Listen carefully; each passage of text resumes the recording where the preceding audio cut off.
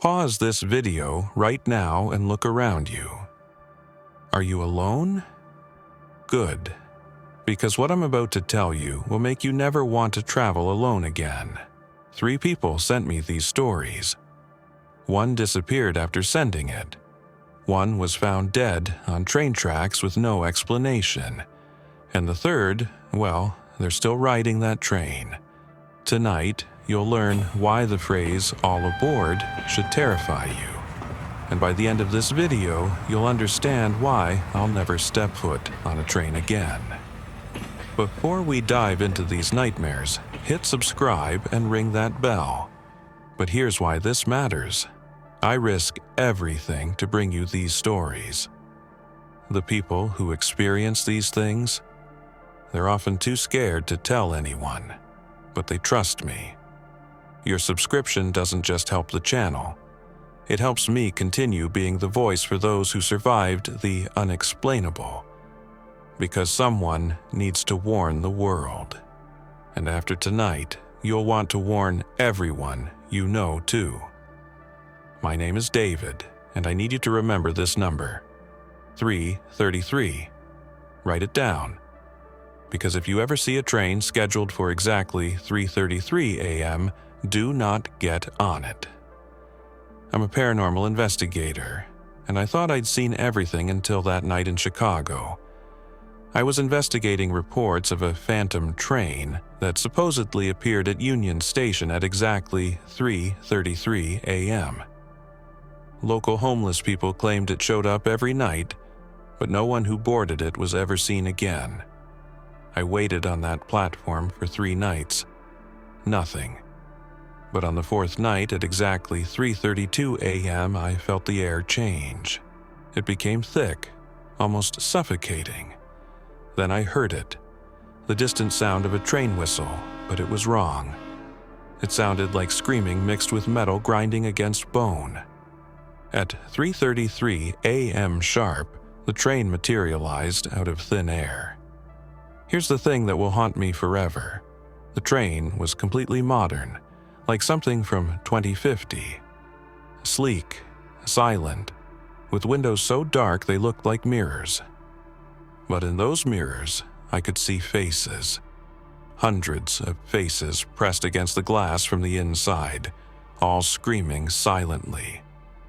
The doors opened with a sound like a death rattle, and a voice from inside called out, "All aboard the 333, final stop, where you truly belong."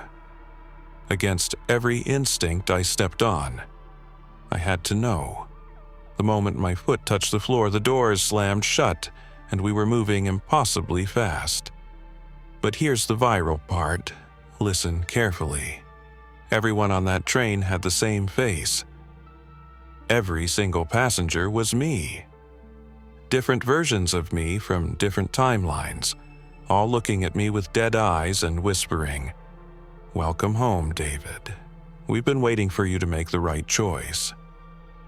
The conductor appeared, also me, but burned and twisted. He said, "The 3:33 train collects all the versions of you that made different choices. The you that became a serial killer. The you that died in a car crash. The you that never learned to love. We're all here, David. And now you get to choose which one you really are." That's when I realized the horrible truth. I was dead. I had died investigating this train, and now I was trapped with every possible version of myself for eternity.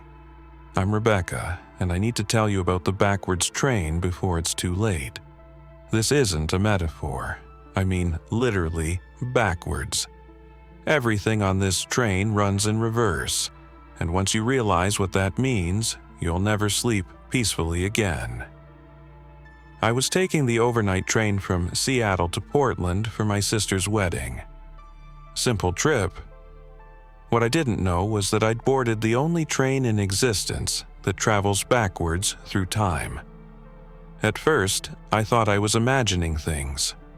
The coffee poured upward into the cup. Passengers walked backwards down the aisles.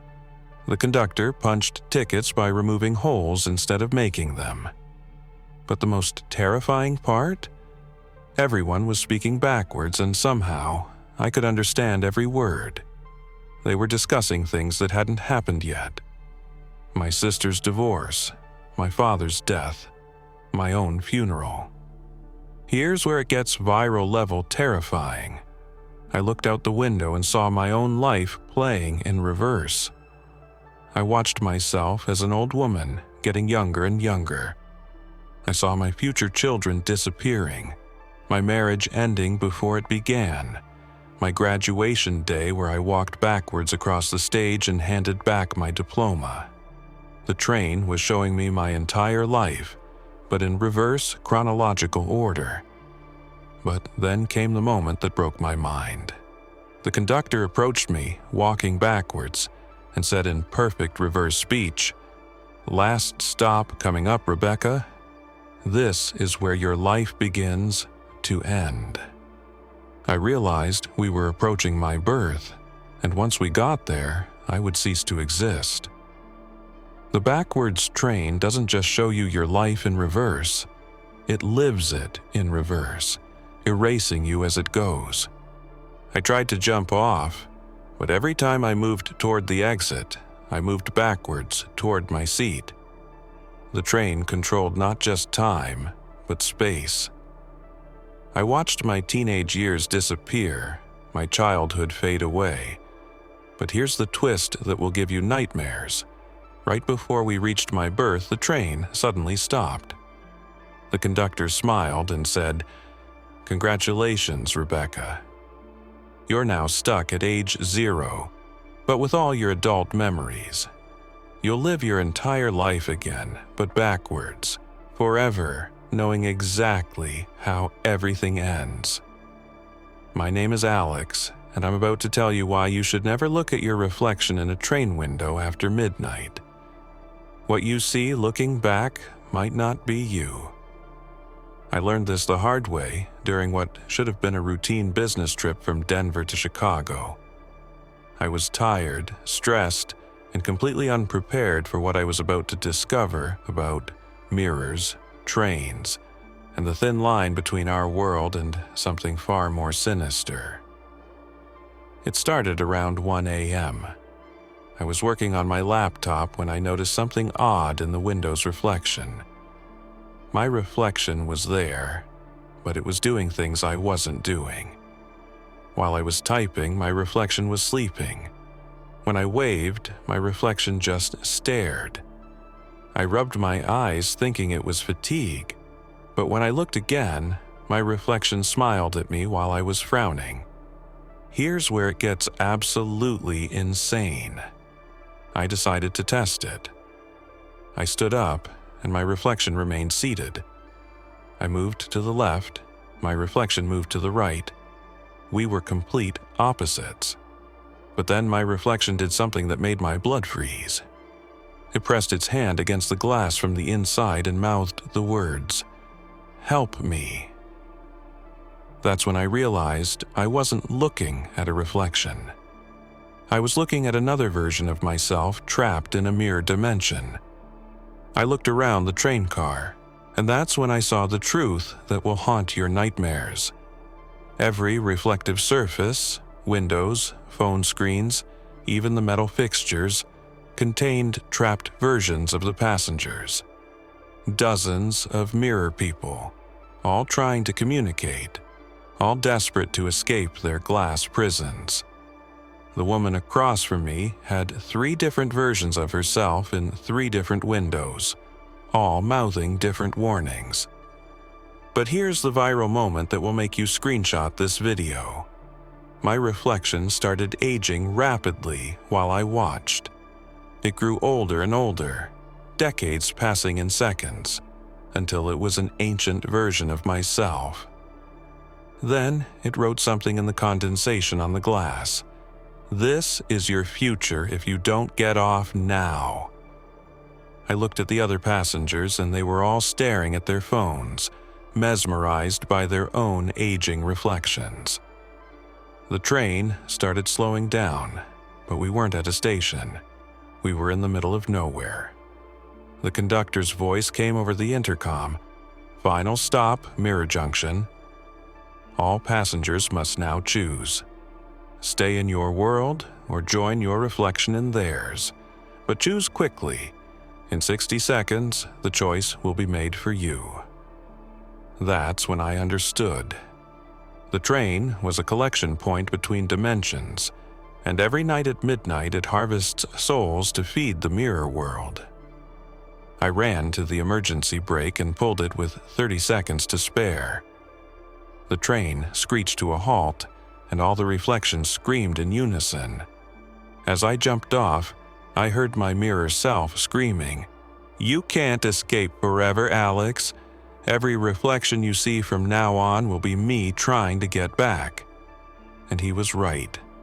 Even now, 3 years later, every mirror shows me that same desperate, aging version of myself, still trapped, still trying to switch places with me. Stop. Before you click away, I need you to do something. Look at your reflection right now, in your phone screen, in a window, anywhere.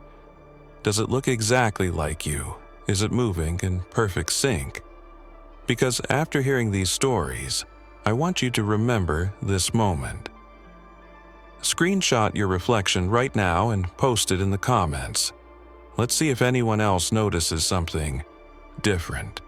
These 3 stories came from real people who somehow escaped their nightmares. But here's what terrifies me.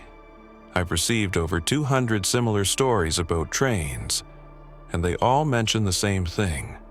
These aren't isolated incidents. There's something about trains, about the liminal space between destinations, that makes them perfect hunting grounds for things that shouldn't exist. If you've made it this far, you're part of an exclusive group who knows the truth. Share this video with someone you trust, but warn them first.